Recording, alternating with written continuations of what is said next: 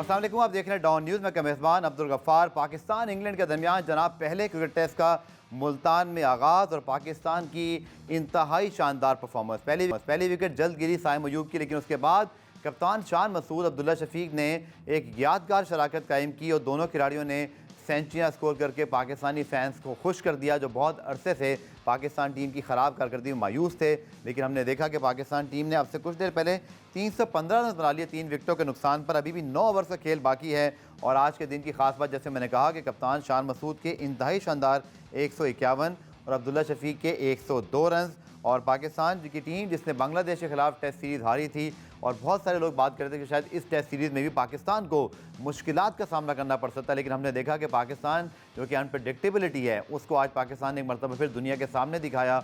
और पाकिस्तान की एक मैं कहूँगा फैंस बहुत खुश होंगे, क्योंकि कोई एक्सपेक्ट नहीं कर रहा था कि जो बेसबॉल और इस वक्त इंग्लैंड दुनिया की बेहतरीन टीमों में शुमार होती है, वो मतलब पाकिस्तान के सामने इतने ज़्यादा आसानी से जो है वो रन कंसीड करेंगे। 315 रन 3 विकेटों के नुकसान पर, और मुल्तान में शदीद गर्मी भी है। और आगे चल के मुझे लगता है कि बांग्लादेश को तो नहीं, लेकिन इंग्लैंड को ज़रूर मौसम की वजह से परेशानी का सामना भी करना पड़ सकता है, क्योंकि उनके फास्ट बॉलर इनएक्सपीरियंस हैं। याद रखिएगा, ना तो मार्क वुड आए हैं, ना जोश हल हैं, इसी तरह बेन स्टोक्स भी नहीं खेल रहे हैं। तो पाकिस्तान ने एक अच्छी बेस बना ली है और एक अच्छी शराकत के बाद बाबर आजम, सऊद शकील ने निस्बतन बैटिंग की है, लेकिन पाकिस्तान की जो एक बेस है वो इस टेस्ट में तो बहुत अच्छी बन गई। और रन रेट अब भी पाकिस्तान का तकरीबन 4 के लगभग है, यानी 3.85 का।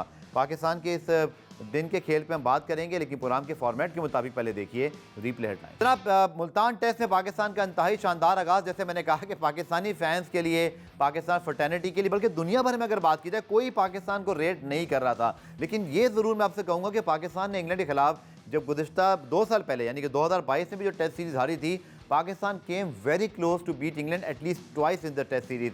लेकिन उसके बाद हमने देखा कि बांग्लादेश ने पाकिस्तान को ज़रूर हराया, लेकिन इस टेस्ट सीरीज़ में भी पाकिस्तान के पास जो सबसे बड़ा एडवांटेज ये है कि पाकिस्तान की फ़र्स्ट चॉइस 11 मौजूद है, यानी कि शाहीन शाह अफरीदी, नसीम शाह, आमिर जमाल और इसी तरह अबरार अहमद। तो आपके चारों फ्रंट लाइन के जो बॉलर्स एक दफ़ा खेल रहे हैं, लेकिन उससे पहले पाकिस्तान के बैट्समैनों को कुछ करना था, और आज दिल खुश किया शान मसूद ने। इंतहाई शानदार बैटिंग। और इसी तरह हम बात करते हैं अब्दुल्ला शफीक की, इन दोनों की पार्टनरशिप, जिसने पाकिस्तान को 8 रन 1 विकेट के नुकसान पर साइम अयूब जब आउट हुए उसके बाद 261 रन तक पहुंचा दिया। और शान मसूद ने एक रिकॉर्ड भी बनाया, सेकंड फास्टेस्ट 100 है पाकिस्तानी कप्तान की जानिब से टेस्ट क्रिकेट में और खिलाड़ी की जानिब से।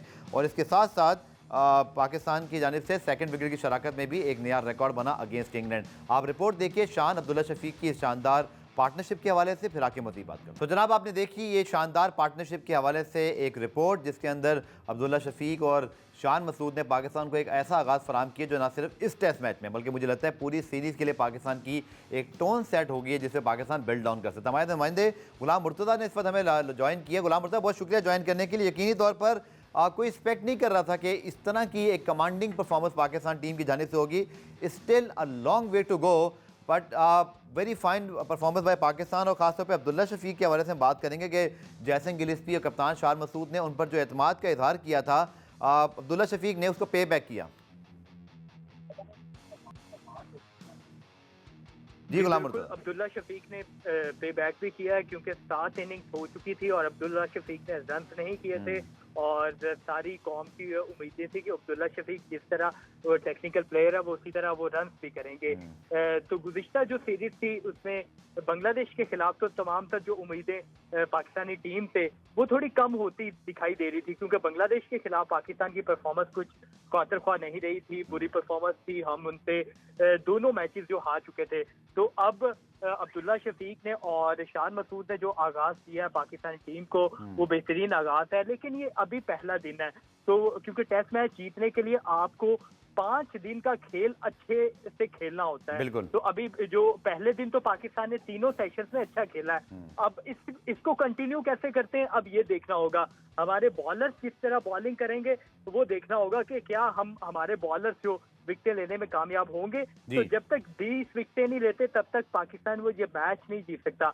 तो बैटर्स की जानिब से तो अच्छी परफॉर्मेंस है, बॉलर्स को भी उसी तरह बॉलिंग करनी चाहिए होगी जिस तरह हमारे बैटर्स ने पिछली सीरीज की बनिस्बत इस दफा अच्छा परफॉर्म किया पहले दिन। ठीक है, बिल्कुल 319 रन पाकिस्तान के 3 विकेटों के नुकसान पर बाबर आजम और सऊद शकीर क्रीज में मौजूद हैं। थोड़ा मोहताज है लेकिन समझ में आता है चूंकि दोनों के गुज़िश्ता सीरीज में रन्स नहीं थे तो चाहते होंगे शायद कि अपने आप को स्टैब्लिश करें, but Pakistan need a very big total in the first inning क्योंकि इंग्लैंड की टीम भी बहुत खतरनाक है and then they can make a very strong comeback. Programme में ब्रेक शामिल करते हैं, ब्रेक से जब वापस आएंगे तो पाकिस्तान की इस टेस्ट मैच में हिकमत अमली और फिर पिच के हवाले से जरूर बात करेंगे क्योंकि सवालात उठ रहे हैं कि क्या पिच वाकई कोई डेड विकेट है या आगे चल के ये अपना रंग बदल सकती है। डिस्कस करेंगे शॉर्ट कमर्शियल ब्रेक के।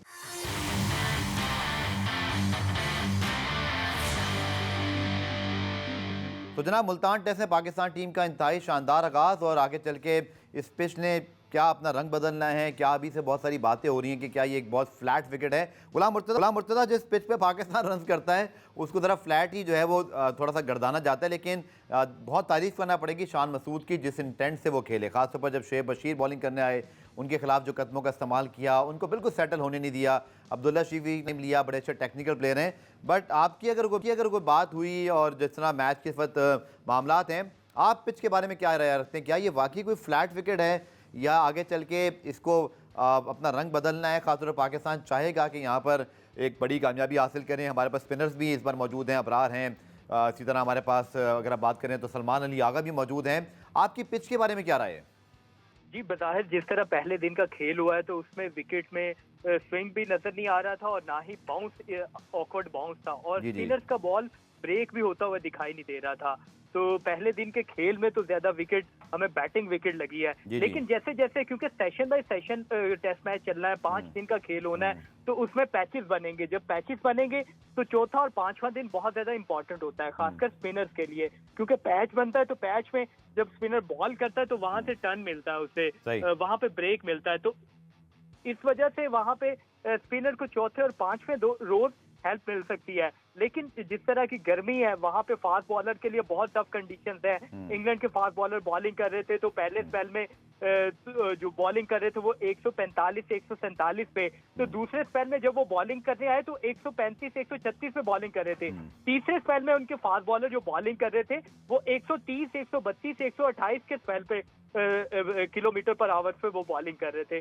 तो इसलिए स्पिनर का रोल बहुत अहम होगा इसमें। फास्ट बॉलर इंग्लैंड की जानिब से भी कम खिलाए गए हैं, जिस तरह इंग्लैंड की स्ट्रेंथ होती है उन्होंने भी 2 स्पिनर लेके आए। पाकिस्तान की जानिब से भी प्रॉपर 2 फास्ट बॉलर खिलाए गए, 1 ऑलराउंडर खिलाया गया, 1 स्पिनर स्पेसिफिक खिलाया गया जो स्पेशलिस्ट स्पिनर है इब्रार अहमद। उसके बाद सलमान आगा भी उसमें बॉलिंग कर सकते हैं।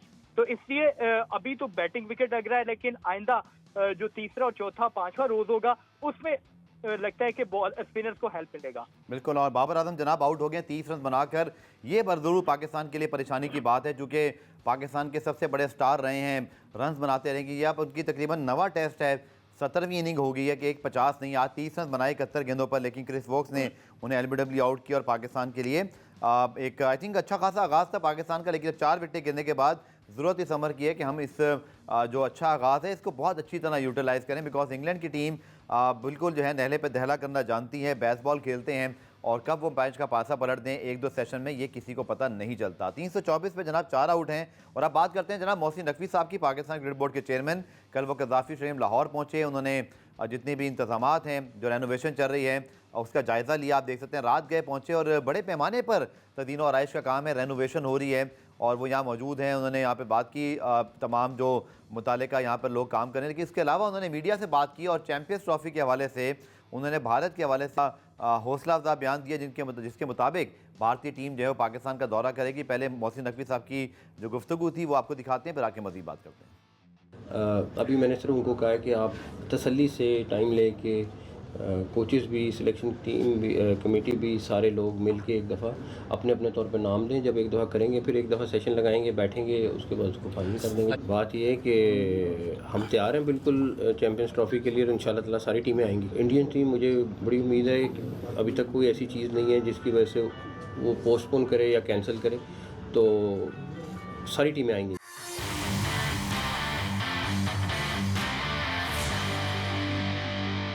गुलाम मुर्तज़ा, क्योंकि तीसरी चौथी उनकी मीडिया इंटरेक्शन है, कराची में भी बात हुई थी, इससे पहले लाहौर में 2 मरतबा बात हुई, आप भी वहाँ मौजूद थे और कल भी। आप भारत का वो नाम नहीं लेते तो पहले वो कहते थे तमाम टीमें आएंगी और भारत में इस हवाले से आज बड़ी हेडलाइंस लगी हुई है कि चेयरमैन पीसीबी ने कहा है कि पूरी उम्मीद है कि भारतीय टीम आएगी। जहाँ तक मुझे याद है गुलाम मुर्तज़ा कि भारतीय टीम का नाम लेकर उन्होंने शायद ये पहली मर्तबा एक बयान दिया है और जिसके बाद इस भारत में इसके बड़े चर्चे भी हैं। जी बिल्कुल, भारतीय टीम के हवाले से उन्होंने कहा है कि कल एक सवाल पूछा गया कि चैंपियन ट्रॉफी में क्या भारतीय टीम पाकिस्तान आके खेलेगी, तो उन्होंने कहा कि ऐसी कोई रीजन नहीं है कि भारतीय टीम पाकिस्तान आने से इनकार कर दे। तो तमाम तर जो इंतजामात है और चीज़ें वो वक्त के मुताबिक मुकम्मल कर रहे हैं और भारतीय टीम पाकिस्तान आएगी, दीगर टीमें भी पाकिस्तान आके खेलेंगी। अभी इंग्लैंड पाकिस्तान में मौजूद है, तो मुझे भी ऐसा लगता है कि कोई जवाब भारतीय टीम के पास या भारतीय हुकूमत के पास नहीं होगा कि पाकिस्तान वो आके क्यों नहीं खेलना चाहते। और उसके बाद क्योंकि 2 वर्ल्ड कप भी भारत ने होस्ट करने हैं, तो उनको ये भी है कि अगले साल ही उन्होंने एशिया कप भी होस्ट करना है, उसके बाद 2026 का वर्ल्ड कप भी होस्ट करना है, चैंपियन ट्रॉफी होस्ट करनी है। तो मुझे ऐसा लगता है कि भारतीय टीम पाकिस्तान आएगी क्योंकि तमाम टीमें पाकिस्तान में आके खेल चुके हैं, किसी को सिक्योरिटी के कंसर्न नहीं। इवन के जो मुल्तान में भी 2 मैचेस टेस्ट मैचेस रखे गए, तो कोई ऐसा वेन्यू पाकिस्तान में नहीं है जहां पे कोई टीम तहफ्फुज़ात का इजहार करे। और आईसीसी का डेलीगेशन भी कुछ ही अर्सा पहले आपको पता है पाकिस्तान का उन्होंने विजिट किया था, तो वो भी पूरी उम्मीद है कि तमाम टीमें पाकिस्तान आएंगी। ठीक है। गुलाम मुर्तज़ा, अगर हम बात करते हैं चैंपियंस ट्रॉफी के हवाले से जो रेनोवेशन जारी है, हमने देखा कि कल भी रात में भी काम हो रहा था। मोहसिन नकवी साहब का शायद ये तीसरा चौथा गालबन दौरा है, आप इसको कंफर्म कर सकते हैं कि कितनी मरतबा वो रेनोवेशन के काम के बाद जा चुके हैं। बट बहुत ज़्यादा बड़े पैमाने पर ये जो रेनोवेशन है हो रही है और शायद मोहसिन नकवी इसलिए बार बार कज़ाफ़ी स्टेडियम दोबारा जा रहे हैं। कराची में अब तक तो वो नहीं आए और इस तरह पिंडी में इतना ज़्यादा काम नहीं हो रहा। आप भी क्या राय, कुछ हमें अपडेट कर सकते हैं कि इस वक्त एग्जैक्टली रेनोवेशन किस स्टेज पर है और क्या ये वक्त पर जैसे कम्पलीशन की बातें हो रही, लोगों को थोड़ा सा ये एक चीज़ जब तक नज़र ना आ जाए ना तो एक खदशात तो खैर रहते हैं, होपफुली ऐसा नहीं होगा। बट आपके ख्याल में इस वक्त जो सूरत हाल है, काम वक्त पर मुकम्मल हो जाएगा?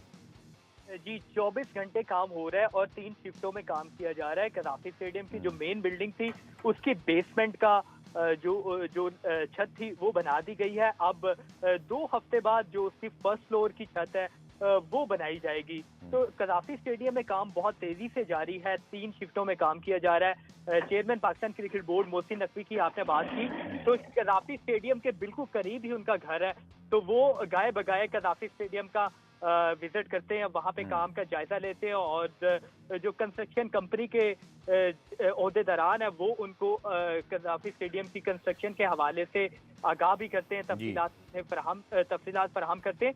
तो कज़ाफ़ी स्टेडियम में वो गाए बगाए चक्कर लगाते हैं और वहाँ के काम की नौयत भी देखते हैं और उम्मीद कर रहे हैं कि कज़ाफ़ी स्टेडियम में तमाम जो काम है वो चैंपियन ट्रॉफी से पहले मुकम्मल कर दिया जाएगा। मेन बिल्डिंग जो उसका काम बड़ी तेजी से जारी है, उसके अलावा जो तमाम इंक्लूजर्स हैं उनका व्यू बेहतर करने के लिए भी जो पहली जो लेयर है उसे खत्म करके उसके ऊपर भी जो काम जारी है, वहाँ पे भी नई सीटें लगाई जा रही है, ग्राउंड के बिल्कुल करीब लाया जा रहा है ताकि व्यू बेहतर हो जाए। शायकीन की जो बैठने की तादाद है, गुंजाइश है, वो भी बढ़ जाएगी। अभी 22,000 के करीब कज़ाफ़ी स्टेडियम की जो गुंजाइश है शायकीन के बैठने की, वो भी 30,000 से बढ़ जाएगी। तो व्यू अच्छा हो जाएगा, शायकीन के बैठने की तादाद बढ़ जाएगी, नई बिल्डिंग बन जाएगी। तमाम तर जो कज़ाफ़ी स्टेडियम के काम है उसके रेनोवेशन का जो काम है वो 31 दिसंबर तक मुकम्मल करने के हवाले से अहकामात भी जारी किए और प्लान के मुताबिक पाकिस्तान क्रिकेट बोर्ड का वो भी 31 दिसंबर ही है। ठीक है, पुराने ब्रेक शामिल करते हैं। ब्रेक से जब वापस आएंगे तो वुमेन्स वर्ल्ड कप की बात करेंगे।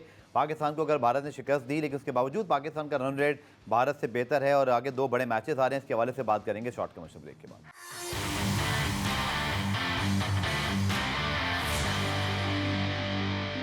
जनाब, बात करते हैं आखिर में वुमेन्स T20 वर्ल्ड कप की और भारत ने पाकिस्तान को कल शिकस्त दी। पाकिस्तान की बैटिंग एक मरतबा फिर नाकाम रही, बॉलर्स ने फाइट ज़रूर की और लेकिन ये बिल्कुल जो है वो एक ऐसा टोटल नहीं था जिसको डिफेंड किया जा सके। पाकिस्तान के पास भी चांस मौजूद है, पहले आप रिपोर्ट देखिए फिर आके बात करते हैं कि पाकिस्तान को अगर सेमीफाइनल में जाना है तो फिर क्या करना पड़ेगा। तो गुलाम मुर्तज़ा से बात करते हैं वुमेन्स T20 वर्ल्ड कप के हवाले से। और गुलाम मुर्तज़ा, यकीनी तौर पर पाकिस्तान की परफॉर्मेंस उस लिहाज से तो बेहतर है कि जो हम एक्सपेक्ट नहीं कर रहे थे कि पाकिस्तान श्रीलंका को हरा देगा, लेकिन अगेन बैटिंग का इशू लग ऐसे रहा है जैसे पाकिस्तान का जो पावर प्ले का मसला है वो हल नहीं हो रहा है। मे बी मेरी ज़ाती राय है गुलाम मुर्तज़ा कि फातिमा सना एक बड़ी इंस्पायरिंग लीडर हैं, बॉलिंग भी अच्छी कर रही हैं, कल भी उन्होंने बड़ी जान लगाई, लेकिन बैटिंग के अंदर शायद अगर वो अपने आप को प्रमोट करके पावर प्ले में लेकर आएँ तो वो जो रन का एक ब्लॉक है पाकिस्तान का पहले 10 ओवर में जो नहीं बन रहे, शायद उसका एक हल निकला है। चूँकि पाकिस्तान के पास अब भी ये मौका मौजूद है कि अगर पाकिस्तान आने वाले मैच में जो है वो ऑस्ट्रेलिया को शिकस्त देता है या न्यूजीलैंड को, तो we still have a chance.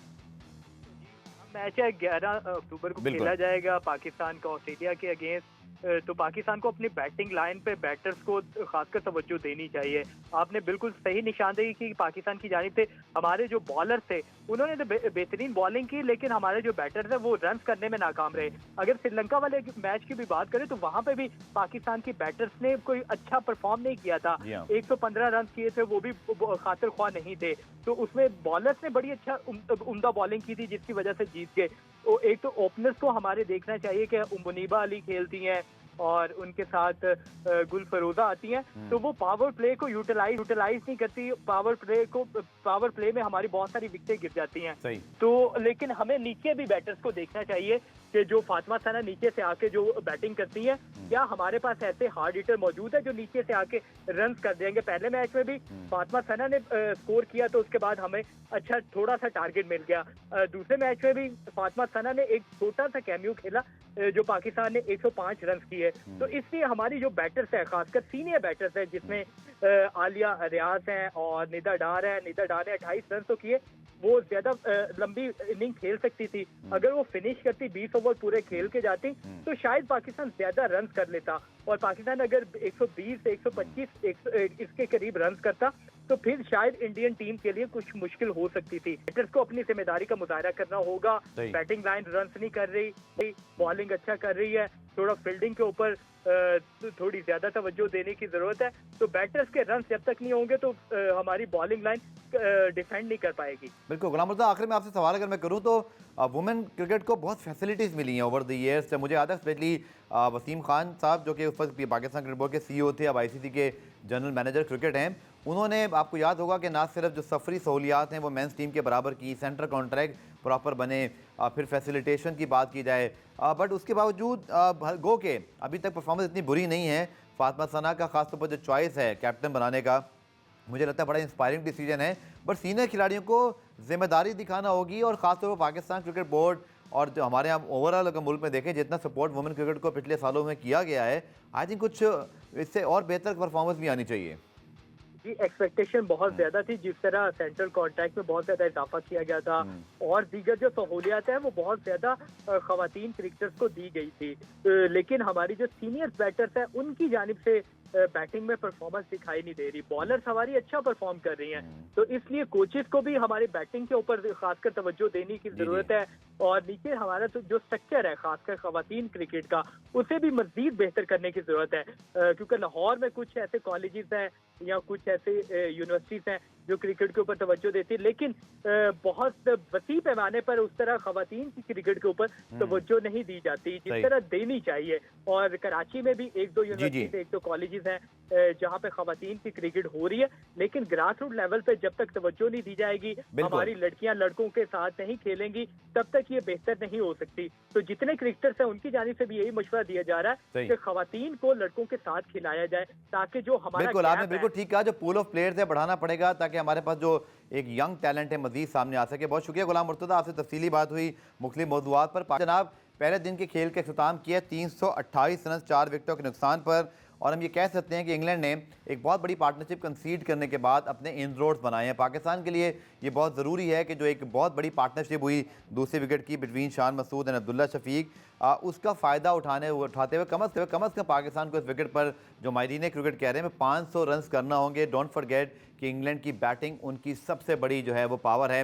Best ball के नाम से वो खेलते हैं जनाब, अटैकिंग क्रिकेट खेलते हैं, और ना सिर्फ वो अटैकिंग क्रिकेट खेलकर रन्स बनाते हैं बल्कि वो टेस्ट मैच में टाइम भी बचाते हैं कि वो रिजल्ट को फोर्स कर सकें। तो पाकिस्तान, अगर शायद आप मुझसे बात करें या किसी से भी क्रिकेट फैन से कि पहले दिन के खेल पर अगर 328 रन 4 विकेटों के नुकसान पर बनाएं तो आप पाकिस्तान के फैंस हर दिन इस सिचुएशन पे खुश होंगे। बट इंग्लैंड में एक इनरोड्स, बाबर आजम भी आउट हो गए, अब्दुल्ला शफीक भी, शान मसूद भी, अब सऊद शकील, मोहम्मद रिजवान और सलमान अली आगा, और फिर उसके बाद आमिर जमाल के ऊपर जिम्मेदारी आयद होती है कि पाकिस्तान को एक बड़े हदफ की जानिब कर लेके जाएं। कल के सेशन का खेल बहुत इंपॉर्टेंट होगा और इंग्लैंड चाहेगा कि वो यहाँ पर एक ग्रैंड कमबैक करें। पाकिस्तान जनाब, आप देखें तो पाकिस्तान की ये स्क्वाड आपके सामने ज़रूर मौजूद है। 11 के अंदर आपके सामने जो मैंने खिलाड़ी बता दिए, रिमेनिंग जो बैटिंग है पाकिस्तान की, उसके अंदर मोहम्मद रिजवान, सलमान अली आगा और आमिर जमाल अभी भी मौजूद हैं, जबकि सऊद शकील भी इस वक्त सेट हो चुके हैं। तो Pakistan finish day 1 on 328 for 4। एक बहुत अच्छा पाकिस्तान का आगाज़ है। बट पाकिस्तान को सिर्फ यहाँ पर मुतमईन नहीं होना, because England is a very formidable test team और बेस्ट बॉल से बचना है तो कम से कम 500 550 के लगभग रन करना होंगे। प्रोग्राम रीप्ले में आज के लिए इतना ही, कल दोबारा से मुलाकात होगी, तब तक के लिए अल्लाह हाफिज़।